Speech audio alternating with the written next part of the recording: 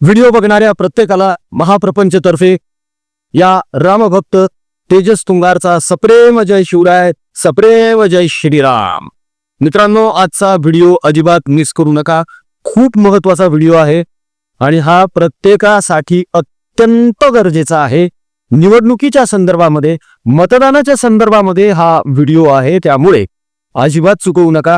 मतदान अवश्य करा. आज मतदान चुकवू नका. जर केलं नसेल तर जा आणि आधी मतदान करून या. खूप गरजेचं आहे मित्रांनो.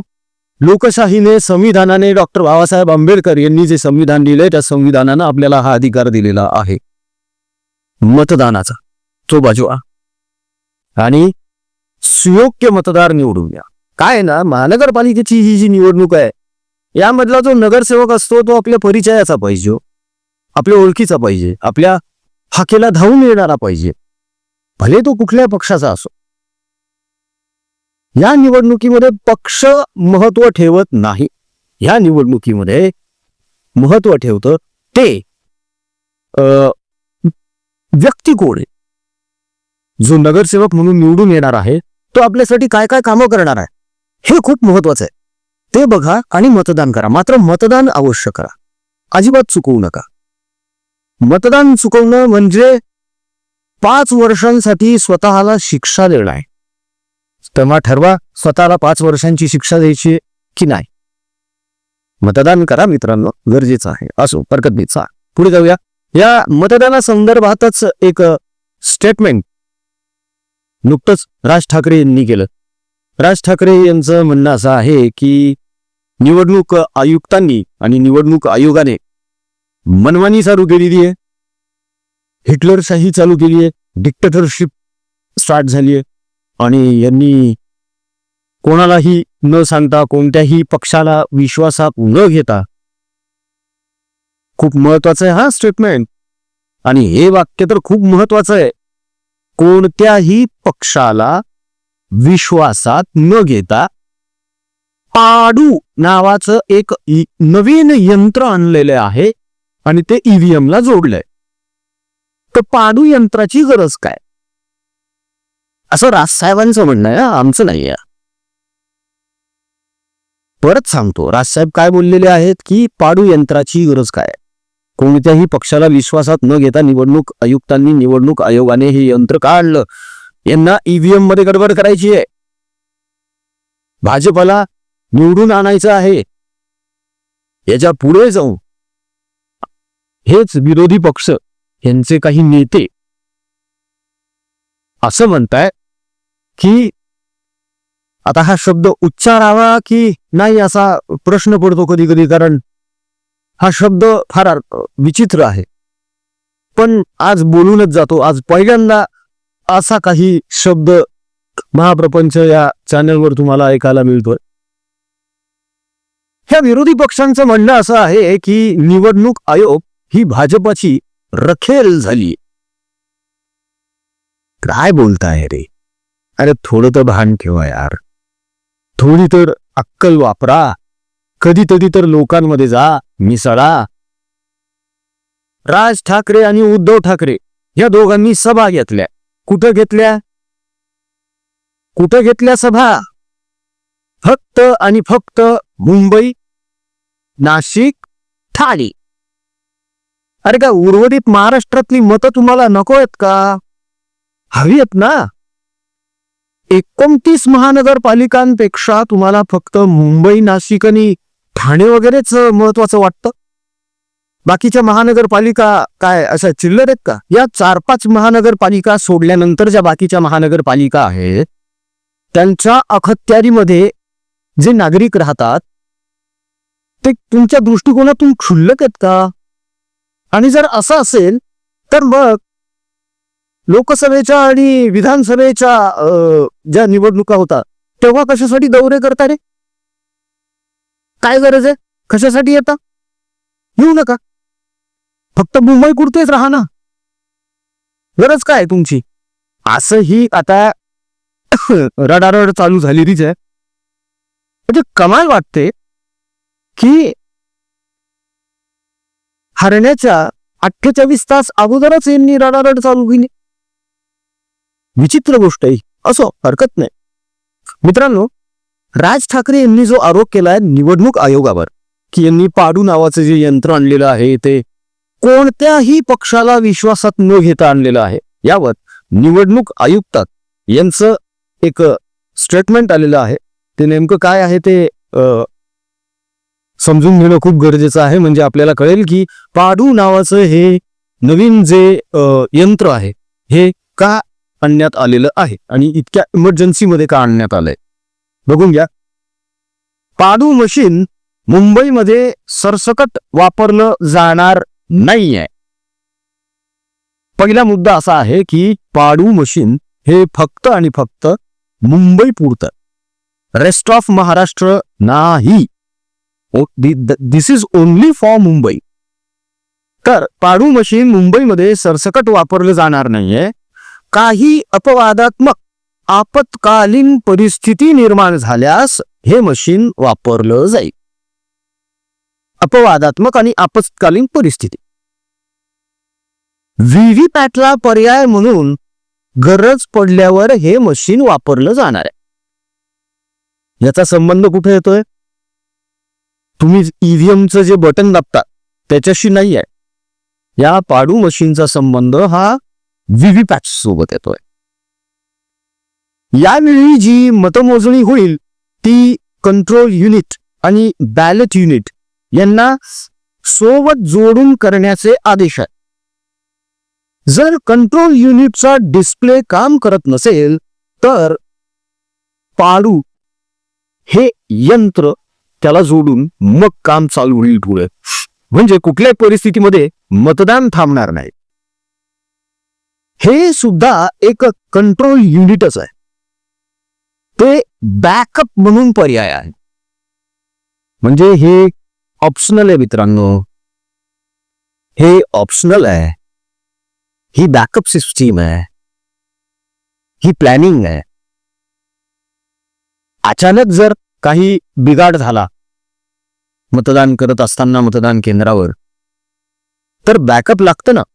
आपण सुद्धा प्रत्येक वेळी एखादं काम करत असताना बॅकअप ठेवतो ना, काहीतरी एक A option, B option, C option असं असतं ना. एक स्ट्रॅटेजी असते ना प्रत्येकाची. मग तशीच जर स्ट्रॅटेजी निवडणूक आयोग वापरत असेल तर राज ठाकरेंना मिरची झोंबण्यासारखं काय आहे?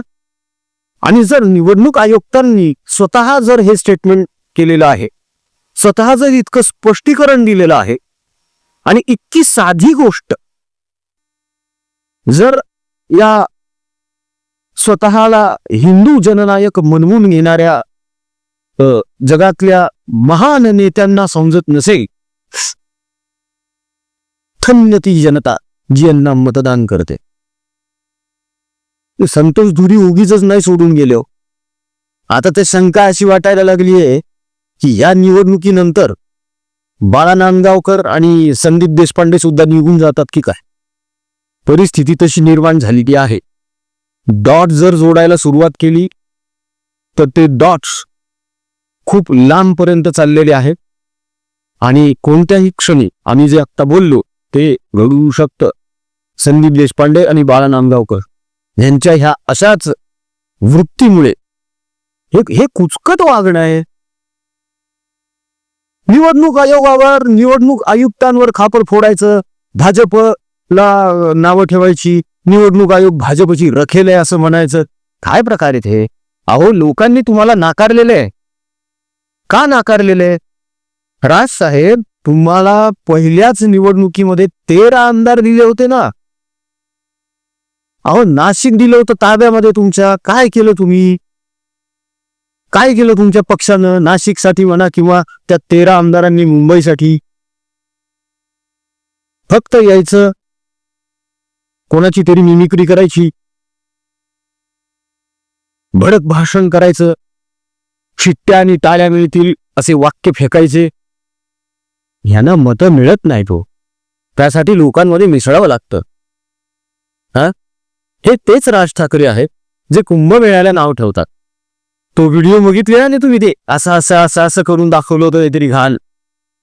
बाळा नांदगावकरला भर सभेमध्ये इतक्या सगळ्या लोकांसमोर हाड म्हटलोय, हाड. म्हणून म्हणतो ना, डॉट्स जोडा, डॉट्स. लक्षात येईल तुमच्या की कंथ कधीही बाळा नांदगावकर आणि संदीप देशपांडे निघून जाऊ शकतात. इतकं तुसडेपणाने का वागायचं लोकांशी? तू प्रेमाला बोला ना जरा 4 शब्द, काय फरक पडणार आहे? तुम्ही 4 शब्द जर लोकांशी प्रेमानं बोलले तर राजसाहेबांचा राज नाही होणार. राजसाहेब राजसाहेबच राहणार. उलट सन्मान अजून वाढेल, मान अजून वाढेल. नकोय का? कारण आता ही निवडणूक झाल्यानंतर 4 वर्ष तर घरातच बसायचं. कारण नंतर पुढे 4 वर्ष कुठलीच निवडणूक नाहीये. 29 पर्यंत तर काहीच नाही ना आता. त्याच्यामुळे एकदा विचार झाला पाहिजे या गोष्टींचा राजसाहेबांकडून, पण तो होईल असं वाटत नाही. कारण हम करे सो कायदा अशी यांची वृत्ती आहे आणि यामुळेच यांच्या पक्षाची ही गत झालेली आहे.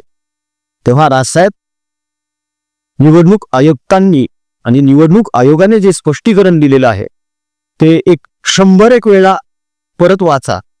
कदाचित 100 वेळा वाचल्यानंतर तुमच्या ते लक्षात येईल. आमच्या प्रेक्षकांच्या तर लगेच लक्षात आलेलं आहे. मित्रांनो, व्हिडिओ आवडला असेल तर कमेंटमध्ये जय श्रीराम नक्की लिहा. जाता जाता परत एकदा विनंती आहे, आपण रुग्णसेवा करत आहोत, आपण अनेकांची मदत करत आहोत, विद्यार्थ्यांची मदत करत आहोत. आपण 19 विद्यार्थी दत्तक घेतलेत. त्यांचा सगळा खर्च आपण करतोय, आपला परिवार करतोय. बळीराजाचे आता काही लेकरं आपल्याला दत्तक घ्यायचे. त्याचं कारण असं आहे की मराठवाड्यामध्ये काही ठिकाणी परिस्थिती अशी आहे, गाईला म्हणजेच आपल्या भू मातेला आणि त्या बैलांना खाऊ घालायला चारा सुद्धा नाही आहे. त्या बळीराजाला, त्या शेतकऱ्याला प्रश्न पडलाय, मी खाऊ का त्यांना खाऊ घालू?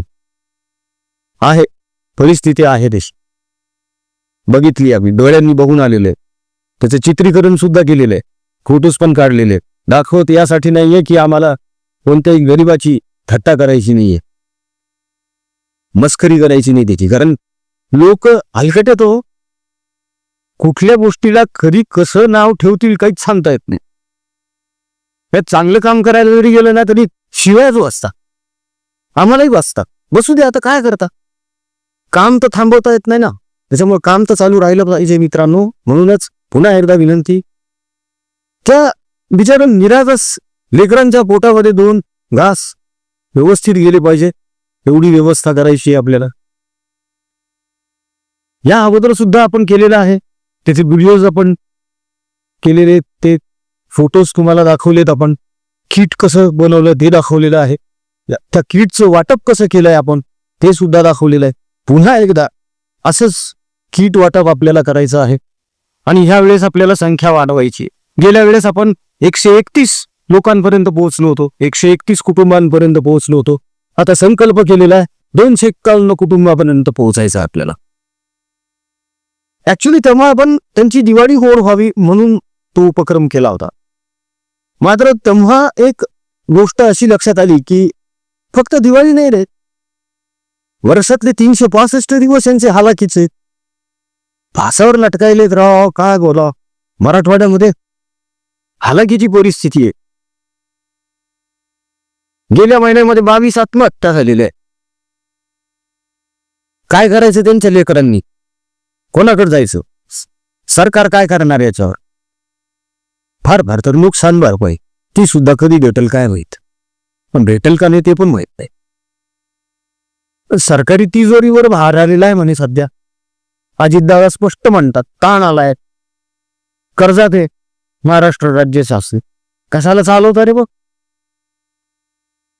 जसं महानगरपालिकेवर प्रशासक बसवले होते तसे प्रशासक बसवून टाका ना तिकडे. मग राग आला, थोडं माग करा मित्रांनो. भावनावर झालो थोडा, पण राग आला या गोष्टीचा. इकडे ते मारायलेत लोक आणि हे पार्ट्या झोडायले, करोडो करोडो रुपयांच्या गाड्यांमध्ये हिंडायले, नुसते भाषण करायचे, लोकांना भावनिक आवाहन करायचं आणि मत मिळवायचे, बस एवढेच धंदे त्यांचे. असो, हरकत नाही. आपण आपलं सत्कर्म चालू ठेवूया. हात जोडून विनंती आहे मित्रांनो, या सत्कर्मामध्ये जास्तीत जास्त प्रमाणामध्ये सहभागी व्हा, योगदान द्या. दिल्या गेलेल्या जीपे फोनपे क्रमांकावर तुमच्या इच्छेनुसार मर्जीनुसार तुम्हाला जो सहकार्य निधी पाठवता येईल तो अवश्य पाठवा. गरज आहे त्याची, खूप गरज आहे. खूप लोकांपर्यंत पोहोचायचंय, खूप लेकरांपर्यंत पोहोचायचंय, त्या गोमातेपर्यंत पोहोचायचंय, त्या बैलापर्यंत पोहोचायचंय, चारा पाणी करायचंय आपल्याला. त्यांचा काम खूप मोठं आहे, त्याच्यामुळे यंत्रणा मोठी आहे. आणि ती यंत्रणा चालवण्यासाठी, हे सगळं काम करण्यासाठी, ते किट जे 251 लोकांना द्यायचे ते देण्यासाठी अर्थव्यवस्था उभी करावी लागणार आहे. तेव्हा हात जोडून पुन्हा विनंती आहे मित्रांनो, दिल्या गेलेल्या जीपे फोनपे क्रमांकावर तुमच्या इच्छेनुसार मर्जीनुसार योगदान नक्की द्या. त्याची पावती तुम्हाला मिळेल. त्याचा स्क्रीनशॉट फक्त आम्हाला व्हॉट्सअपवर सेंड करा. पावती तुम्हाला निश्चित मिळणार. आतापर्यंत ज्यांनी योगदान दिले त्यापैकी 90% सदस्यांना आपण योगदान दिले. बघा, एकदा तुम्ही योगदान दिले ना की तुम्ही परिवाराचे सदस्य होता. मग उद्या चालून जर तुम्हाला एखादी अडचण आली, परिवारासोबत शेअर करा. हा 1,32,000 सदस्यांचा परिवार तुमच्या सोबत आहे. अर्थात 1,32,000 ही संख्या म्हणजे आपल्या महाप्रपंच या युट्यूब चॅनलची आहे. परिवाराची सदस्य संख्या सध्या थोडीशी कमी आहे, इतकी नाहीये. 1,32,000 नाही, 1,00,000 पण नाहीये आणि 32,000 पण नाहीये. खूप कमी आहे. वाढवायची आपल्याला, ही सदस्य संख्या वाढवायची आहे. तेव्हा योगदान द्या, सदस्य व्हा आणि त्या लेकरांच्या पोटात 2 घास जातील याची सोय करण्यासाठी आम्हाला मदत करा मित्रांनो, हीच विनंती. आजच्या व्हिडिओमध्ये इथेच थांबतो. कसा वाटला कमेंटमधून नक्की कळवा. जय श्रीराम नक्की लिहा आणि आमचा कमेंट बॉक्स तुमची वाट बघतोय हे आवर्जून लक्षात ठेवा बरं का. पुन्हा भेटूया पुढच्या व्हिडिओमध्ये. जय हिंद, जय महाराष्ट्र, वंदे मातरम, जय शिवराय, जय शंभूराजे, जय भवानी, जय जगदंब, जय श्रीराम. रघुपति राघव राजा राम, पतित पावन सीताराम. रघुपति राघव राजा राम, पतित पावन सीताराम. रघुपति राघव राजा राम, पतित पावन सीताराम. सुंदर विग्रह मेघ श्याम, गंगा तुलसी शालिग्राम. सुंदर विग्रह मेघ श्याम, गंगा तुलसी